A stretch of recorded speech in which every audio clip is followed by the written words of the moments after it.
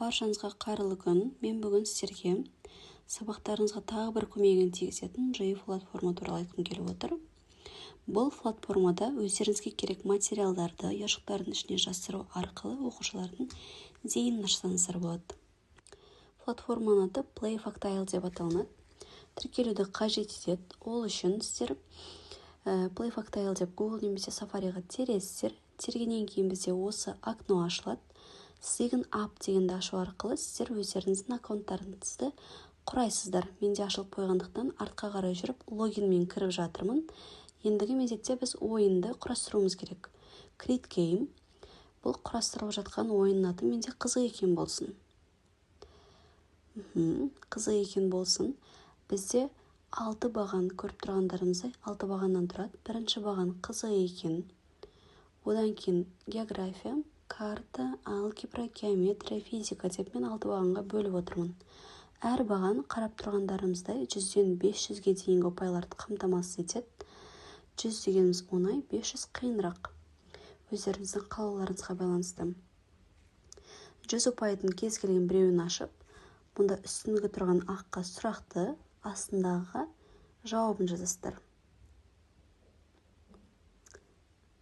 Осылай жазу арқылы толтырамыз. Мұнда бізде 100 ұпай толды. Астыға жүріп келесі 200 ұпай толтырамыз.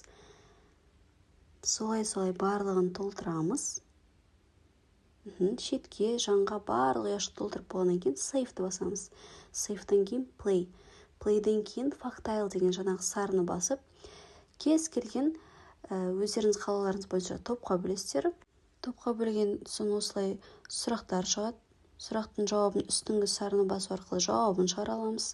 Дұрыс жауап берсе плюс, минус батырмаларын басамыз. Басқаннан кейін бізде дұрыс жауабы шығады. Үстінде тұрған позицияны басу арқылы біз өзімізге жібере аламыз. Ол бізге сілтеме болып келеді. Сілтеменің бірінші беті осылай ашылады. Factile'ды басып, өзіміз қалаған топ санын құраймыз. Осылай топқа бөлеміз. Топтардың түрін таңдаймыз. Түрін таңдағаннан кейін бізде жаңағы ұяшықтарымыз көрінеді. Өздеріңіздің қалауларыңыз бойынша оқушыларды тұрғызып, жеке жұптық жұмыс жасату арқылы ұяшықтарды аша береміз. Әр ұяшыққа сәйкесінше көрсетілген балды қосу немесе азайту арқылы біз бағалай аламыз. Ойынның ережесін өздеріңіздің қалауларыңызға байланысты өзгертсеңіздер болады. Ұпай алу жолдарын өзгертсеңіздер болады. Мұнда енді астында тұрған стрелканы басу арқылы экранды сәл үлкейтуімізге болады. Мен көрсеткен сайт сіздерге өзінің пайдасын тигізеді деген ойдамын. Бүгіндікке осы. Қош сау болыңыздар.